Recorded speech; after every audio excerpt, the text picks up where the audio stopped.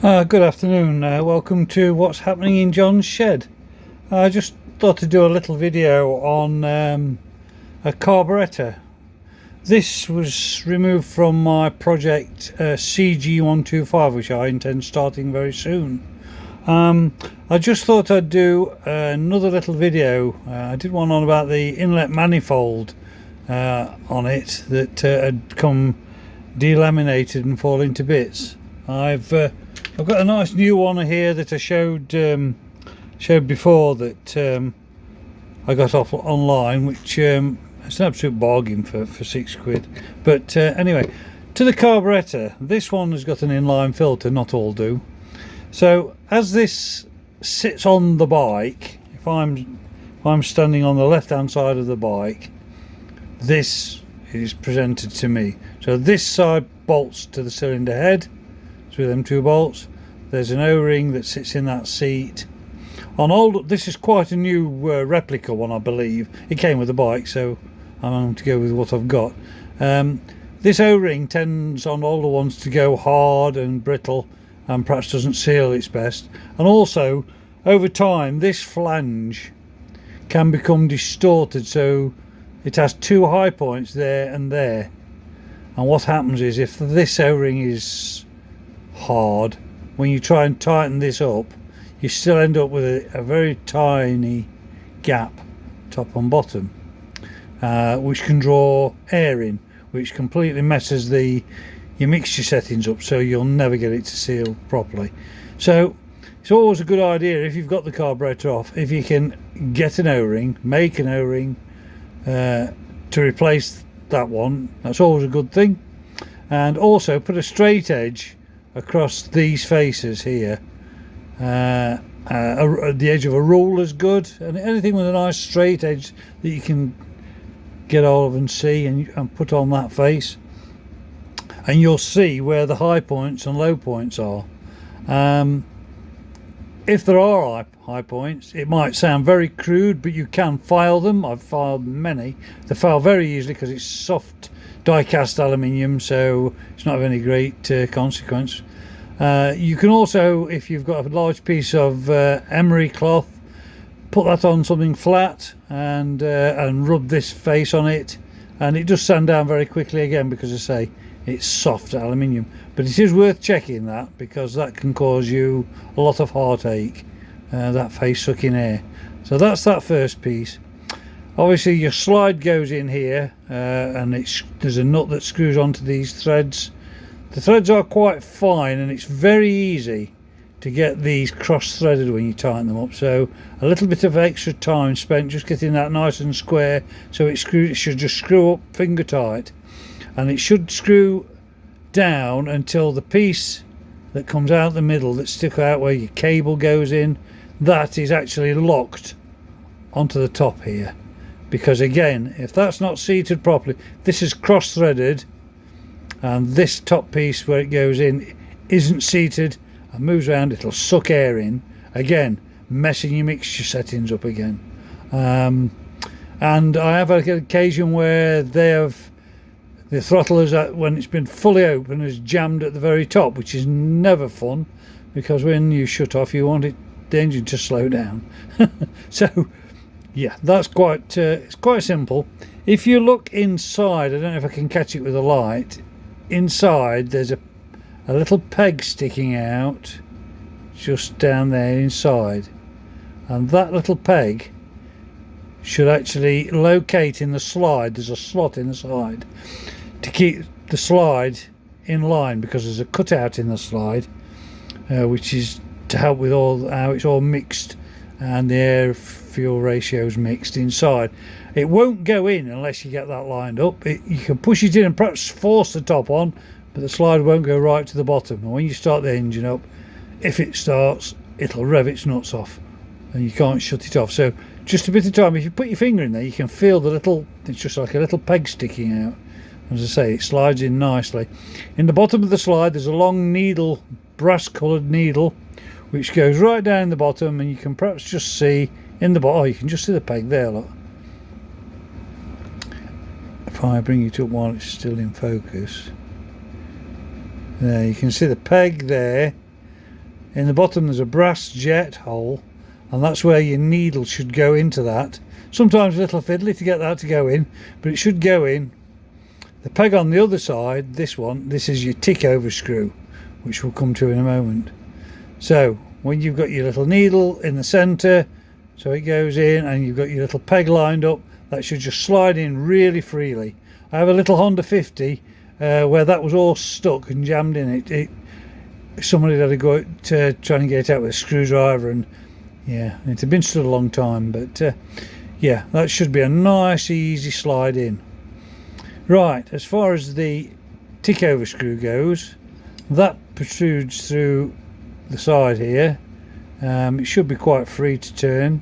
The spring on it keeps tension on, so it doesn't unscrew itself when you finish. So just screwing it out pulls the peg back, and screwing it in pushes the peg out. And what that does, that sits under the slide. When the slide goes down to the very bottom, you want that, when you're first setting it up, you want that screwed out so it's not interfering with anything. Your slide should go right in the bottom. As you turn that little peg pushes on the bottom of the slide and just lifts it very slightly off its seat. And obviously the further off its seat it comes, the more air it gets, and the more air it gets, the more fuel it sucks in. So obviously your revs pick up. So what you want to do when your engine's warm or hot even, that's when you want to be setting your tick over. It's a waste of time when it's cold, because it'll be a completely different speed it'll want to run at when it's cold. So that should really be adjusted when the engine's at running temperature. As I say, you don't want a fast tick over particularly, but you don't want it so it's on the verge of stalling all the time. So that's your tick over screw. Okay, so you're looking at the side of the bike from the let me get it right, from the left hand side, I think it is, yeah. That's your tick over screw. This bottom piece here is called your float chamber, which I'll explain in a moment. And that screw there is purely and simply to drain the float chamber. There should be a pipe runs on this to take it away from the side of the engine. It comes out underneath near the stand usually, and that's to drain any water or crud or bad petrol out of this float chamber, which does happen.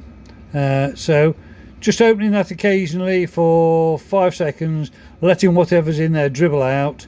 For the tiny bit of petrol that comes out, it's worth doing, just to keep any water out, which just get in there strangely, and debris. Right, so your two nuts that goes on 2 studs, and there's 2 nuts there and there to locate, to clamp it all up and locate it. So that's that. So if we turn it around a little, this is the inlet side, so your air filter, plastic or rubber pipe goes over that with a clip, and as you can see straight through it, because this is open. So that is at the moment with this lever down. So this is on the right hand side of the bike. When you put the choke on, when you lift it up, this one has got an attachment for a cable, where you'd have a pull lever on the handlebars. Other ones have a spring and a clip in here. It's the same setup, it doesn't have this bit, but this is the same, and this will go, I think it's 3 positions. So when you want choke, it wants to be right up, and that shuts that butterfly. And what the butterfly does is then strangles the air that's coming in. So by strangling the amount of air that's coming in, it can, if you look, it's, even though I'm holding that, so it's shut, this is on a spring.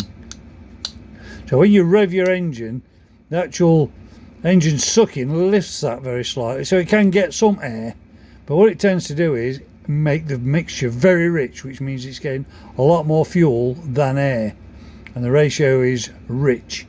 So that is for cold starting, and when the engine's hot, that wants to be off, that wants to be fully open, or down, so that's fully open. But in the stages where you're warming up, if you start the bike up, have it running for a moment or two, if you just click it back very slightly, and just to keep the engine revving without you touching the throttle if you can, So while you're putting your helmet on and you're fastening your helmet up, putting your gloves on or whatever, that engine's ticking over a bit rich and warming up, and then you can slowly open that, and then when you're ready, sit on the bike, push it off the stand, and before you dog it into gear to go, you can click the choke right off, because once you're rolling, that is surprisingly difficult to find when you're fishing about with your hand and looking where you're going. And looking where you're going is a lot more important, so it's better to click that off or have it clicked off before you set off. People who are a lot more experienced are perhaps snigger at that and say, oh, well, you know where it is, which is fair enough, but I'm just sort of being general now, I'm just talking from experience. So on this side, as I say, some have the cable will be clamped, outer cable will be clamped there, the inner cable goes down and into there, there's a nipple goes in there, so when you pull the lever on the handlebar, it does that. But that's just the same operation inside as the other type, where that stays up there. Right, so we turn it around. So this is the side that faces the engine. There's not a lot to be said about that. When the carb's all in one piece, if you look in this end to make sure that you've got everything right, if you look in this end, the slide, which obviously goes in here and slides down and blanks the hole off, the cutout in the slide should always be on the inlet side. You probably won't get it in the other way around, but just so you know before you try messing about, that's on the bike, that's where your air filter pipe comes to. If you look up there, when you put the slide in, there's a cutout, like a half moon cut out of the bottom of it, and that should be always on this side. Right, so that pipe there is your petrol pipe feed from your tank, inline filter, into your carburetor. So when you switch your petrol on, I'll just take this last screw out. But beware if you're doing this, these screws are I think it's an SIS type head. And a lot of normal posi drive type screwdrivers don't fit those very well. People say they're made out of rubbish materials and the screwdrivers just churn it up, and mainly that is because this crosshead is a very specific shape, as are the casing screws on a lot of Hondas. It's a better system, to be honest, than posi drive and all that, but it is very specific. So I think it's SIS, but please correct me if I'm wrong. Right, so I've took all three screws out of this screw here. I will explain to you, in fact I'll do it now before I take the cover off. Right, so we've got the carburetor sat on the engine.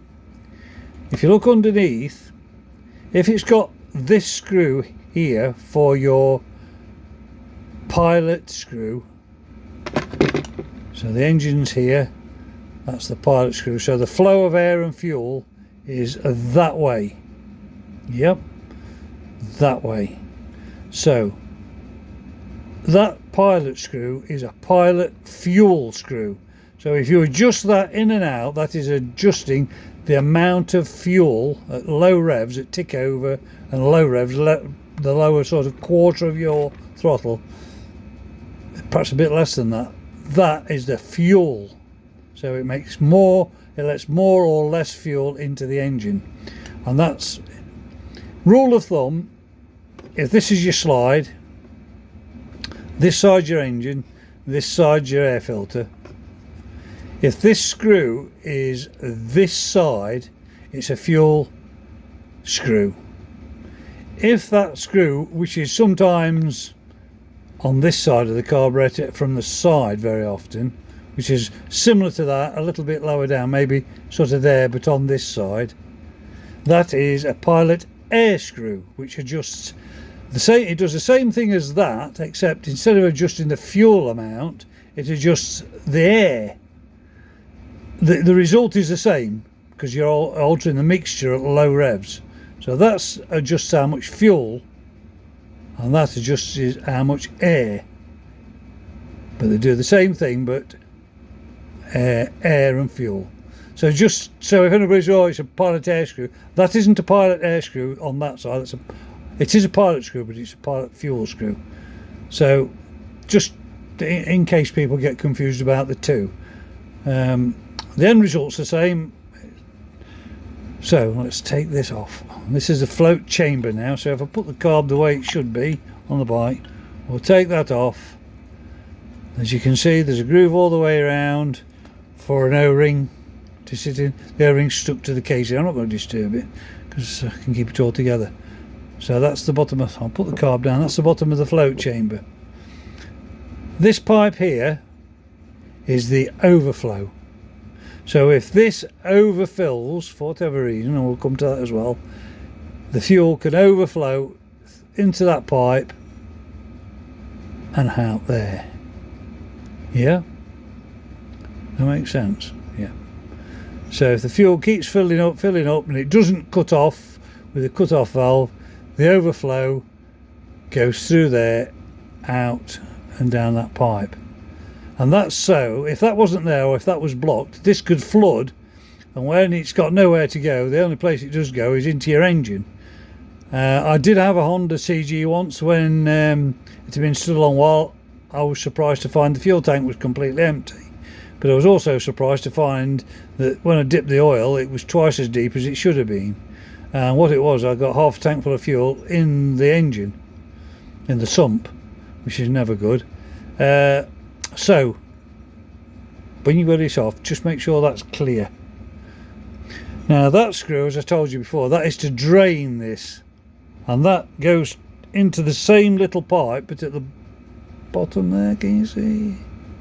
Yeah, when you undo that, it drains the contents through a tiny hole just down there. So that's the lowest point, and all this shape catches all the crud and in fact there's a little tiny speck in the bottom there, but it catches the water and everything.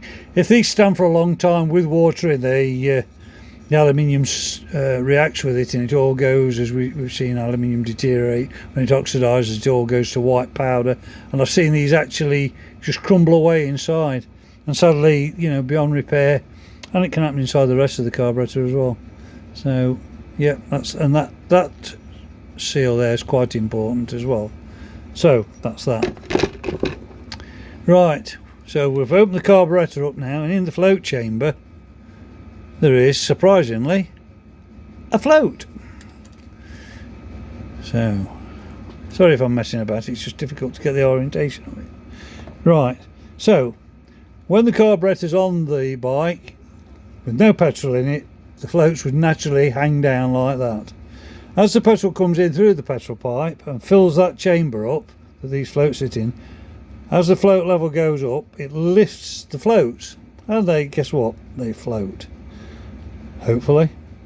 So when they do that, there's two, one it's split in two either side of the jet there. Yeah, so as they come up, there's a little tiny valve here, you just see it, and as this goes up and down, it lifts that little, let me get a pointer, gets that little peg there, lifts up and down, and what that does, when it's like that, the fuel can come through and round it, and as that lifts up, it shuts it off, it blanks the hole off. And if you notice, there's a little pip at the end which is spring loaded. Look, as I push it up, it'll go in, so it can only get so much pressure so it doesn't damage it. Right, and that, when it gets to there, that should cut the fuel off. If it doesn't, if that goes right to the top, as I've just said, and it floods, there's too much fuel, if that's right up there, that's how it can go, and it'll just keep filling up, then it floods, and that's when petrol comes out the bottom of the carburetor all over the floor. If that happens, it's got some debris under the seat of this, and it's 9 out of 10 times the tiniest little bit of whatever, and it just holds it off his seat, and it's enough for petrol to pee out. Right, So to get to that pivot, there's a pin, and that pin, as you just saw, it moves quite freely one way but not the other, and it pivots. This pivots on it. So if you tap it, the end of that pin will come out. It won't go the other way because the end of that hole is usually just got a little burr on it purposely. So it, and obviously when it's all built up, the float chamber's made so that pin can't come out while it's in operation. So I'm not going to take it out because once it's all fell to bits, I'm going to be piggling about putting it back together. I'm only doing this as a demonstration, but it's very easy. It's held onto that float on that little tongue with just like a little wire clip look. So if you pull this pin out, the floats will come off, and that stays attached. Obviously don't throw it up in the air and catch it, otherwise it may well fall off. But right, so I'm going to push that pin back in again just so we don't lose it while I explain this. One thing that a lot of people don't realise, and if they've been messing about and played about with what I've just shown you, what they don't realise is that the level of the fuel in the float chamber inside this, when it's all built up, the level is quite important for the mixture of the engine when the engine's flat out. If for whatever reason that little tang there gets bent, there, that one there where that spring, that little wire clip goes over, that little tang gets bent, which causes the float to be, let's start at low.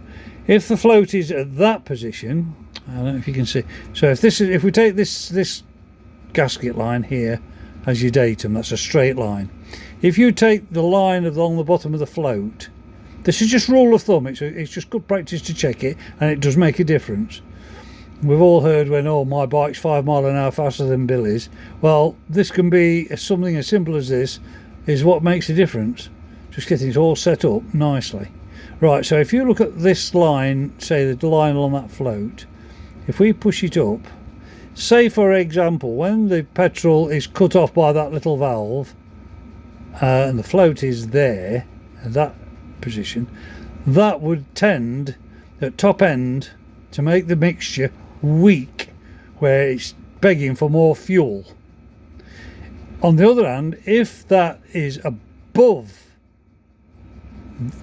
parallel, if it's like that, exaggerated, because then the fuel level in the float chamber will be higher, and also if it's too high it'll flood, but if it's higher, that will make the mixture rich at top end, or richer at top end.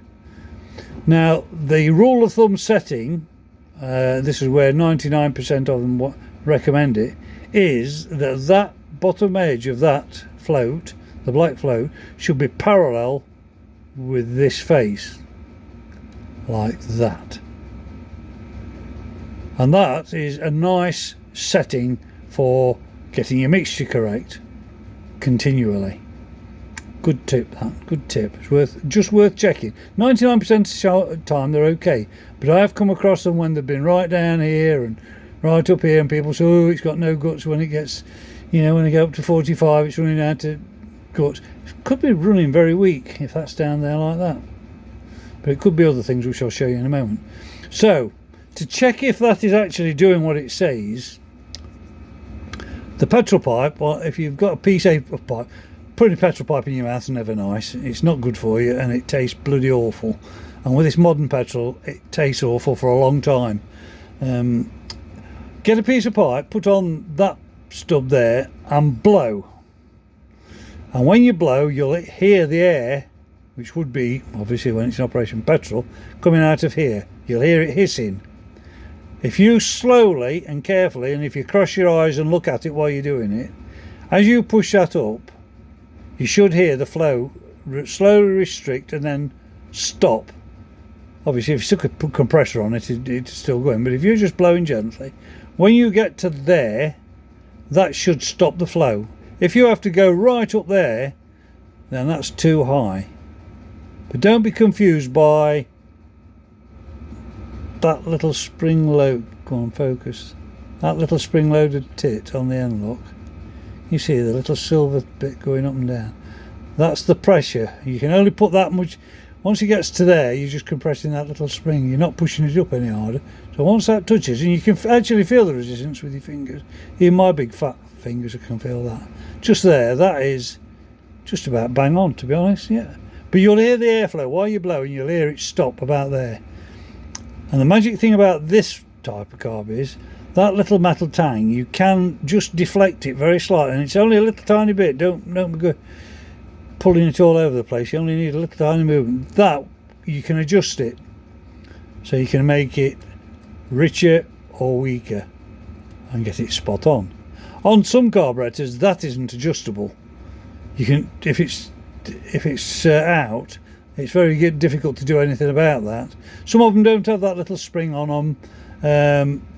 They have all sorts of different gadgets, but it all boils down to the same thing. Even on mini SU carburetors have much the same principle, and on the older ones you could adjust them because they were all made out of brass.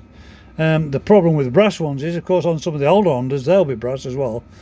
The modern fuel that we have now, that's pins fell out. Yeah, that's out now. Though.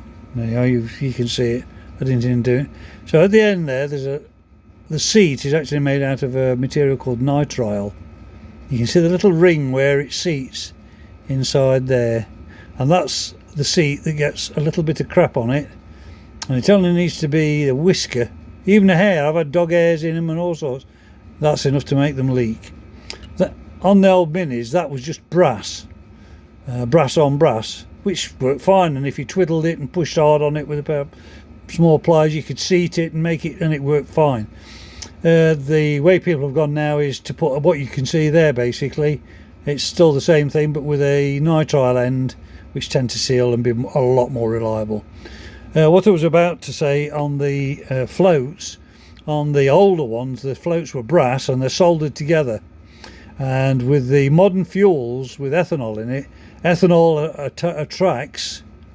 attacks solder, and what it can do is actually turn your float into a sink where it fills full of fuel, and instead of your float floating on the petrol, it just sinks.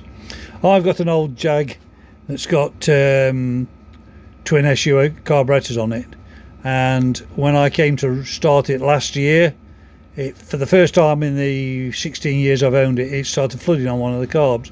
Took it to bits, and the float was full of petrol. I unsoldered it, drained the petrol out and soldered it up again, and it's alright at the moment, but I'm expecting to have to change it with plastic floats. So that's just a warning. As I say, some of these carbs on the old CGs, even though it was Japanese, the floats were made out of brass.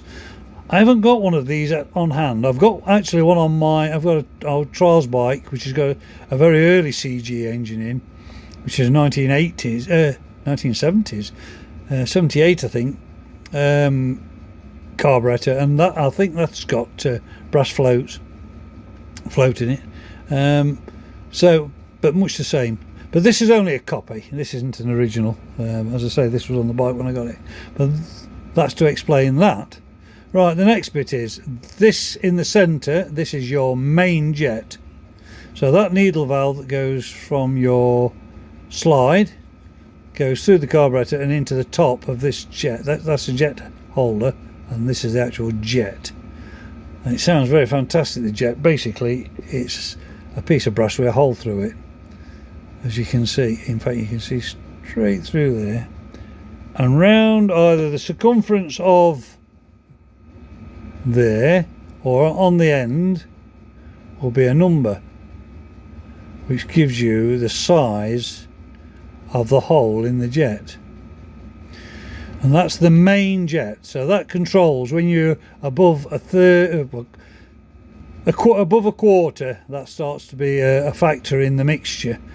Your needle is tapered, and it's taken a lot of experimentation and calculation to get that ratio right. So I think they know what they're doing after all these years. So the hole in there meters how much fuel can come out of the float chamber into the carburetor. The needle also meters it, and the taper on the meter on the needle is calculated and worked out so that as you open the carb progressively, it progressively increases the flow in a linear range, rather than it just being open or closed, which would work but very uneconomical performance and fuel wise. So that is a very, very important, I mean, it is actually a very important piece of kit. It's very accurate at metering fuel and air ratios. Very cleverly worked out.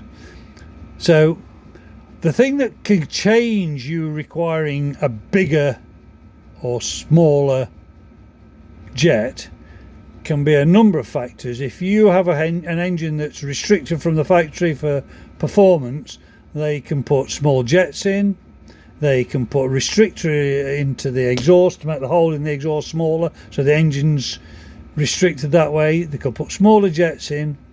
They can drop the needle in the carburetor right down, so it runs weaker at bottom end and just won't pick the revs up very quickly, and at top end it's restricted also with fuel.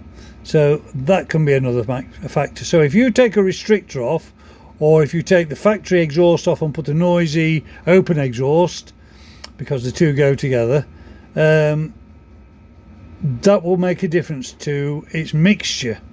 Also, is if you take the original filter system off, run it without a filter, which I would never recommend in this day and age, that will tend to make the carburetor run weaker because it gets more fuel in, more air in,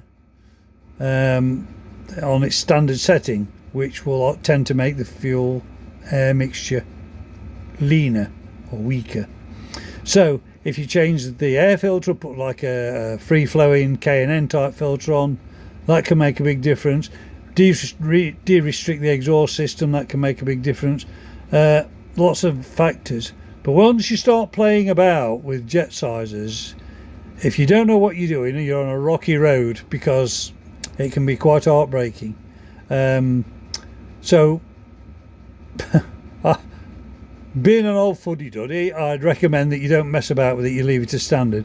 As somebody who loves my motorbikes, and I've played with motorbikes and tuned motorbikes all my life, I'd just say, if you increase its efficiency on its exhaust system and its inlet, you will need to go up to a bigger sized jet. But don't fall into the trap of going monstrously big. You need to do it in stages. An old trick that I was taught many years ago, and I still do it to this day. I've just done a little Velocet Valiant, which you can see on my other videos. I put modern carburetors on that because I didn't have some originals when I built it, so I wanted to get it going. And the jets in that were massive for a two-stroke, and it was, even though it ran, it was really rich. So I did an old trick that was taught to me many years ago, is you solder the hole up in the jet, in the main jet, with some solder, and I've got some micro drills, and I started off with the tiniest drill and drilled the hole out. This also works on the pilot air jet as well, but I haven't come to that yet. But you can slowly open that main jet up, drill by drill, and we're talking about tiny drills. We're talking about 0.5 millimeter. So that's the number on the end, and I've got to just quite remember that. I think if it's 55, I think that is 0.55 of a mil. So if it's 85, that's 0.85 of a mil. So your jets are in the imperial size, are metric decimals, if you like, 0.5, 0.6, 0.7. So I found, rather than, I have got a cupboard full of these different sizes, but I tend to just start with the original one, fill the hole in with solder, drill it out and try it, and you can't beat trying it. When it comes to the pilot jet, that's just the same as I've said about this. It meters the amount of fuel, but it only works at the lower revs. So from tick over up to approximately quarter throttle, where that takes over, the needle takes over, the cutaway in your slide takes over, metering it. As I say, they're very high precision bits of kit really, even though we're clanking about with screwdrivers and spanners on them. So the same principle works on the pilot jet. They can be miles too big. As my Velocet was, it was chugging and smoking like it was on choke all the time. So I just drilled a hole, plugged the hole and drilled a tiny hole and worked it way up. And I've written down what I've got, because once you've got the size you want, then you can go online and find the proper jets. They're not expensive, so you could always do what I've just said, get the proper jet, get a size up and a size down from that as well, and then you've got a nice adjustment range to get it running perfect. So that's your jets explained as far as I can. Right, this Pilot Air, as I said, Pilot Fuel, this one, there can be a bit of a bugger on the older ones. They were a monkey for sticking and seizing, and people, because they're really awkward to get at, because when the carb's on the bike, this is only perhaps 2.5–3 inches from the engine, and a normal screwdriver won't go in, and a dumpy screwdriver, the blade's usually too thick to go in that little slot. I've made numerous little gadgets that if you get a piece of pipe that slides, I've got one somewhere but I just can't put my hand to it, a piece of rubber pipe that slides nicely over that stub, and then put one of the screwdriver adapter things like that inside the bit of rubber, so that tip is actually inside the rubber. When you slide that on, it locates it for you, so while you turn it, if that makes sense. So that's got a spring under it as well, so it doesn't allow itself to unscrew in and out. So when you're first starting with the setup on the carburetor, when you've checked your flow tight and your jets are all clear, your needle valves not leaking, when you're happy with all that, a good starting point is to screw this all the way in, which is closing the flow of fuel off. So once it seats, and you don't need to screw it down tight, just you'll feel it when it bottoms there. Once that's down to the bottom, if you turn, rule of thumb, if you do it 2 full turns, so that's half a turn, 1.5, 2 full turns, that's a good starting point to set. It'll start your engine, and to get your engine warmed up. You can adjust this later once it's warmed up, and you can set your tick over once it's warmed up as well. So when your engine's ticking over nicely and hot, you might go for a little ride up the road and back again on it. Put it on its stand, let it tick over, and what you can do is, while it's ticking over, if you just turn it quarter of a turn out and listen to the engine revs. If the engine revs don't alter, do it another quarter of a turn. You've got to remember where you are, because you can forget how many you've come in or out. If it starts to stutter, what you want to do is turn it quarter turn back in, quarter turn back in, quarter turn back in, and if it starts to stutter again, you want to set this in between the two, whatever that setting is, in or out, and it varies immensely between bikes. You'll feel it stutter, turn it quarter of a turn, and it should go back to how it was. And as I say, then turn it out until it stutters, and you'll find that when you get somewhere near, the revs pick up, so you can adjust your tick over again, drop your tick over down with that, and then do that again, and then you'll get a happy medium between it not stuttering, that's in the middle. That mixture then is just right for the Pilot Air, and you tick over, then you can set to your preference. As I say, with a small engine, you don't want it so it's on the point of stalling. It's nice to have them ticking over slow because they always sound nice, but it's not always very practical in town. So really, that's all I can say about that. It sounds all very complicated, but when you get to know your way around your bike, the secret is always go for the simple things first. As I say, I struggled for half an hour with that other one that I did. Valve clearances were done, ignition timing was done and checked, and it's still, I could still couldn't get it to run right. I changed the fuel because I wasn't sure how old the fuel was, which that degrades. So I went back to basics, took the carburetor off, found that manifold. That was the first thing. The face on it, that was distorted. That was another thing, so I did that. This on here, the filter pipe wasn't on fully at the back. It's quite a snug fit on here, and it's held with like a spring. And on the back, where the sugar gate on, it was actually inside slightly, so it wasn't even sealing on there fully. Not that that would make a massive difference, but it's not right. So once I'd gone through all that, and while I got the carb off, checked all this anyway, it was just a matter of starting it and setting it up. And I rode it, I don't know if you saw my little bit of write-up on it. I rode it 110 miles from my house to my son-in-law's house to deliver it. It was a horrible, cold, wet, rainy day, and I absolutely loved it. It was brilliant. Lovely little engine. It ran beautifully. Not the fastest thing in the world. I just stuck at 50 miles an hour, and I did 110 miles in 2.5 hours. Brilliant. And it was, just say, 110 miles. It wasn't full of petrol when I set off. I didn't even look how much petrol was in it. I just knew there was enough to keep me going. And it went on to reserve after about 85 miles. And I just chugged into Utoxeter, filled up with petrol, and that was it. So they're easy to set up once you know what you're doing. The older ones are slightly different with this mechanism. Some of them have like a tin heat shield over them, but there's still a hole through. The heat shield's on this side, isn't it?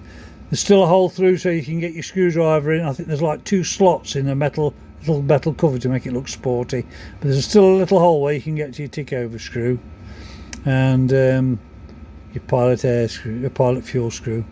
As I say, the older Kian carburetors, the pilot air screw is on the opposite side to your tick over, I believe, and it's sort of, where would it be? It would be sort of where that little plug is, in the side, and it's the same thing setting that up. You would screw that into its seat, screw it out 2 full turns, and then start the bike from there.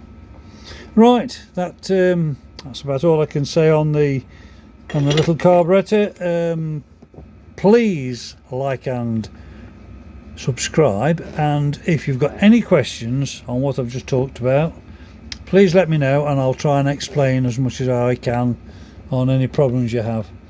And yeah, that's it for this video, but I've got lots of other stuff that's quite interesting once you get into it, so please take a look on what's happening in John's shed. Thank you, and I'll see you again soon. Bye bye.